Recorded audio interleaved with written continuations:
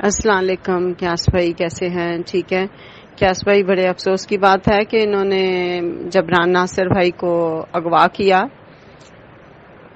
وہ مظلوموں کی آواز بنتے ہیں، وہ چاہے کوئی بھی ہے، وہ مسلم ہے، کرسچن ہے، ہندو ہے، سکھ ہے، وہ سب کے ساتھ ہیں اور اوپر والا بھی ان کے ساتھ ہے.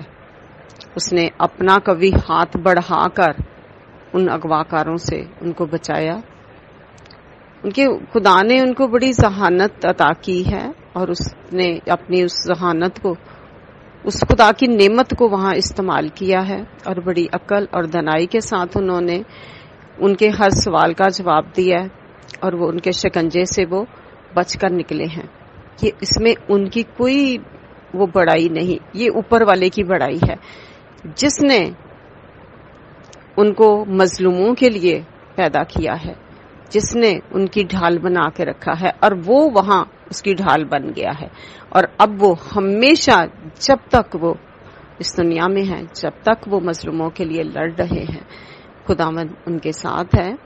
اور ہماری دعائیں ان کے ساتھ ہیں، آپ سب لوگوں کے ساتھ ہیں جو اچھائی کے ساتھ کھڑے ہوتے ہیں، جو اچھائی کا ساتھ دیتے ہیں، جو سچائی کے ساتھ ہیں، جو سچائی کا ساتھ دیتے ہیں.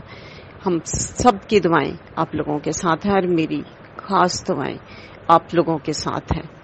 میں خدا سے دعا گو ہوں کہ خدا آپ سب کو اپنی حفظ و امان میں رکھے اور آپ لوگوں کو یوں ہی مظلوموں کے لیے لڑنے کی، ان کے لیے آواز اٹھانے کی. خدا. سب سے پہلے پاکستان فرام شاہین کراچی سے. جی جناب، کیسے آپ؟ ٹھیک ٹھاک ہیں؟ میں نے کہا میں بھی چلے آج بول دوں. جبران ناصر کا سن کے بہت افسوس ہوا. یہ کیسے ہوا، کیا ہوا، مجھے سمجھ میں نہیں آ رہا. میں تو جب ان کی وائف کی میں نے ویڈیو دیکھی تو میں تو ٹینشن میں آ گئی. یار کیا ہو رہا ہے ہمارے ملک پاکستان میں؟ کیوں اس طرح کی باتیں ہو رہی ہیں؟ اتنے لوگ کڈنیپ ہو رہے ہیں، لڑکیاں کڈنیپ ہو رہی ہیں. جیسے ہمارا ماشاءاللہ سے جبران ناصر اتنے بڑے وکیل ہیں کہ میں بتا نہیں سکتی. میں بس بہت اچھی طرح بولتے ہیں، بات کریں. اور ہماری زہرا کا بھی، دعا زہرا کا بھی کیس لڑ رہے تھے اور ابھی تھا اس کا واقع، لڑتے آ رہے تھے دعا زہرا کے لیے تو سب دعائیں کرتے، وہی بہت پریشان رہے. اور وہ دعا زہرا کیا اور لڑکیوں کا بھی بہت کیس کر رہے تھے. ابھی بھی کتنے کیس جو لڑ رہے ہیں، مقام فائٹ کر رہے ہیں. لیکن ایک دم یہ کیا ہو گیا؟ مجھے تو لگتا ہے یہ، میں کیا بولوں، اپنے منہ سے اچھا نہیں لگتا بولنا. یہ ظہیر والوں نے تو کوئی حرکت نہیں کی ہے انہوں نے کہیں تو کڈنیپ نہیں کروا دے. ظاہر بات ہے ان کے دشمن تو بنے ہوئے تھے وہ لوگ. تو اللہ بچانے والا ہے. میں بہت دعا گوں ان کے لیے. اللہ صاحب خیریت سے اپنے فیملی کے پاس چلے جائیں، اپنے بچے کے پاس. کی وائف کا کیا حشر ہو رہا تھا. یہ ویڈیو میں نے آپ کو بھیجی. ایسے رو رہی ہیں ان کی وائف. ظاہر بات ہے ان کے ہسبینڈ ہیں اور یہ بات کیا بتا رہی ہے کہ ہم لوگ ڈنر پہ سے آ رہے ہیں ڈیفینس سے تو ان کے وہاں سے کڈنیپ کیا ہے اتنے پولیس والے. تو میری سمجھ میں نہیں آتا کہ ایک آدمی کے لیے اتنے پولیس والے ان کو بتا رہی ہیں مارا پیٹا. بہت دکھ افسوس کی بات ہے. اتنا اچھا آدمی ہے. اللہ جتنی تعریف کا ان کی کم ہے. اللہ ان کو صحت زندگی تندرست دے. اللہ وہ ساتھ خیریت سے ہوں، ان کے کوئی آنچ نہ آئے. کیا حشر کرتے ہیں آپ کو تو معلوم ہے، مار پٹائی کرتے ہیں، وہ کرتے ہیں. ابھی آپ ان کا ہی دیکھ لیں، کیا کہتے ہیں، کامران نیاز کا، ان کے ہی ابھی تک وہ واپس نہیں آئے. ان کے لیے افسوس ہوتا رہتا ہے، دعائیں ان کے لیے بھی کرتی رہتی ہے. لیکن ان کے ساتھ ہوا اچھا نہیں ہوا. وہ کسی کے ساتھ ہو رہا ہے غلط ہو رہا ہے. ہمارا پاکستان کہاں جا رہا ہے یہ سمجھ میں نہیں آ رہا. ہر بہرحال میں ان کے لیے بہت دعا گوں. میں تو دعا ان کے لیے بھی کرتی ہوں. میں دعا ان کے لیے بھی کرتی ہوں عمران نیاز کے لیے. اور ان کے لیے ان کا سن کے میرے اور تکلیف ہے. ایک تکلیف ختم نہیں ہوئی تھی عمران نیاز کی، اب دوسری تکلیف ان کی شروع ہو گئی. لیکن اب کیا کریں، بتائے کیا کریں. ہمارا ملک کہاں جا رہا ہے؟ اللہ ہمارے ملک کو بچا لے. کس کی نظر کھا گئی ہمارے ملک کو نا؟ اب یہی ہوتا رہے گا. بیٹیاں اغوا ہوں گی، بچیاں اغوا ہوں گی اور بڑے بڑے لوگ ان کے ساتھ شادیاں کر لیں گے. میں دعا گوں ان کے لیے، اللہ ان کے اپنے گھر ساتھ خیریت سے پہنچ جائے، ان کے ساتھ کچھ نہ ہو. یا بہت بہت اچھے انسان ہیں. اور اللہ ان کو زندگی سے سلامت دے، اللہ ان کے گھر والوں کو خوشیاں نصیب کرے۔ آج میں دعا کرتی ہوں ان کے لیے آج ہی خیریت سے اپنے گھر پہنچ جائیں۔ اور آپ میں سن رہی تھی ان کی ویڈیو کو کہا جا رہا تھا کل پہنچ رہے پرسوں پہنچ رہے، لیکن یہ بتائیں کہ ان کی رپورٹ کیوں نہیں لکھی جا رہی تھی؟ استغفر اللہ ربی واتوب علیہ۔ پروردگار، قیامت آ گئی ہے، قیامت سے پہلے قیامت آ گئی ہے۔ اور بس میں نے تو جب دعا زیارہ کا معاملہ ہوا تھا نا، میں نے شاہد حسین کو انٹرویو میں یہی کہا تھا کہ ہمارے پیارے نبی کو اللہ نے بیٹی دے کے یہی بتایا، ہمارے رسول اللہ صلی اللہ علیہ وسلم نے، کہ بیٹی کی عزت کیسے کرنی چاہیے، عورت کی عزت کیسی کرنی چاہیے، تعظیم کر کے بتایا۔ اب یہ دور تو وہی آ رہا ہے دوبارہ سے کہ جب بیٹیاں پیدا ہوتی تھی تو ان کو جو ہے زندہ دفنا دیا جاتا تھا، جو عزت دار مرد ہوتے تھے، باپ ہوتے تھے، بھائی ہوتے تھے۔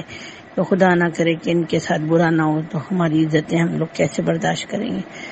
تو جب پڑھنے جاتی ہیں جب ڈر لگتا ہے، جب کہیں جاب پہ جاتی ہیں جب ڈر لگتا ہے، گھر میں ابھی میں نے اسلام آباد کا اتنا بڑا واقعہ سنا تھا نا، بچی کے ساتھ مالک مکان کے بیٹے نے اس کو کیسے غائب کر کے اس کے ساتھ زیادتی کر کے اس کو مار کے پھینک دیا تھا۔ تو وہ میں بہت پہلے میرے گروپ ہے اسلام آباد کا، اس میں آئی تھی یہ بچی کی 7-8 سال کی بچی، اتنی ذہنیت اسکول میں، پہلے اس کی اسپیچ بھی دکھائی تھی، ٹیبلو وغیرہ، اس نے اپنا نام بتایا تھا، وہ اس بچی کے ساتھ باپ باہر تھا۔ تو اس طرح کا معاملہ تھا، اتنا افسوس ہوا تھا۔ ابھی اس کی ساری ویڈیو دیکھ رہی تھی، شاید ثقلین جو تھے انٹرویو لے رہے تھے دادی سے اور پھوپھی سے اس کے بارے میں۔ تو میں یہی کہہ رہی ہوں کہ بالکل دیکھیں نا کیا ہو رہا ہے، پڑھی لکھی عورتیں ہیں جیل میں لے جاتے ہیں، کیا کر رہے ہیں، وہ پولیس والیاں بھی ایسی ہوتی ہیں، عورتیں بھی، وہ بھی نہیں تحفظ کرتی اور ان کی عزتیں بھی نہیں ہیں۔ بس کہہ رہی ہوں نا کہ پتہ نہیں کون سا دور آ گیا۔ اور پاکستان اس لیے بنا تھا کہ ہمارا آزاد ملک ہوگا، مسلمانوں کو تحفظ ہوگا، یا مسلمان کو ہی زیادتی کر رہے ہیں، گناہ کر رہے ہیں۔ استغفر اللہ، بس خدا کا خیر ہی ہو، بس قیامت ہی باقی رہ گئی ہے، سب ایک ساتھ ہی غرق ہو جائیں۔ اور جو لوگ کر رہے ہیں، میں تو کہتی ہوں پہلے یہ لوگ غرق ہو جائیں، خدا کرے، تاکہ ہم لوگ با ایمان اٹھیں اس دنیا سے۔ تمام تر دوست و ساتھی، بالخصوص صحافی حضرات و خواتین، میری اپنی برادری، وکلا اور بار کاؤنسلز، سول سوسائٹی اور سیاستدان جنہوں نے دعا بھی کی اور ان کی کاوشیں بھی تھیں، جن کی وجہ سے میں گھر واپس آ گیا ہوں باخیریت، اپنی فیملی کے ساتھ ہوں، تمام کا میں شکریہ ادا کرتا ہوں۔ اور یقینی طور پہ میرا کچھ عزم رہا ہوگا، کچھ میری جدوجہد رہی ہوگی، جس کی وجہ سے ان تمام احباب نے ضروری سمجھا کہ میری بازیابی کے لیے یہ آواز اٹھائیں، تو وہ جدوجہد بھی قائم رہے گی، وہ عزم بھی اپنی جگہ قائم ہے۔ کون سا پاکستان کا صحافی ہے جس نے میڈیکل بورڈ کی رپورٹ موصول نہیں کی؟ مجھے نام بتا دیجئے۔ جس انسان کا اس کیس سے تعلق ہو یا نہ تعلق ہو، وہ میڈیکل رپورٹ کی فائنڈنگ جانتا ہے۔ اگر کوئی نہیں جانتا تو اس کیس کا تفتیشی نہیں جانتا، اور رپورٹ آنے کے 48 گھنٹے بعد تک نہیں جانتا۔ تو یہ ایک سوالیہ نشان ہے۔ میں پھر کہوں گا، میری سمجھ سے یہ بالا تر ہے کہ ایک ڈی ایس پی کے پیچھے جو کہ اپنا پروٹوکول توڑ کے، آج بھی مجھے پتہ چلا جب میں عدالت سے نکلا کہ پیچھے پورے میڈیا سے آئی او صاحب مخاطب ہوئے اور انہوں نے اپنا ویو دیا ہے۔ تو یہ ایک ڈی ایس پی صاحب کے پیچھے جو بار بار پروسیجر اور پروٹوکول اور ڈسپلن توڑ رہے ہیں، سندھ پولیس کیوں بدنامی مول لے رہی ہے؟ سندھ پولیس کیوں سوالیہ نشان کھڑا کر رہی ہے؟ سندھ پولیس کیوں نہیں ہے ایک بہتر انسان کو، بہتر افسر کو، بہتر رسپانسبل افسر کو اپوائنٹ کر کے تمام خدشات دور کر دیتی ہے، اور ایسے انسان کو جو ہے وہ آپ انگیج کر رہے ہیں؟ اور یہ میں آپ کی نالج میں لے آؤں، منڈے کے روز میری آئی جی صاحب سے ملاقات ہوئی تھی۔ آئی جی صاحب کو میں نے خود میڈیکل بورڈ رپورٹ کی کاپی ان ہینڈ دی ہے۔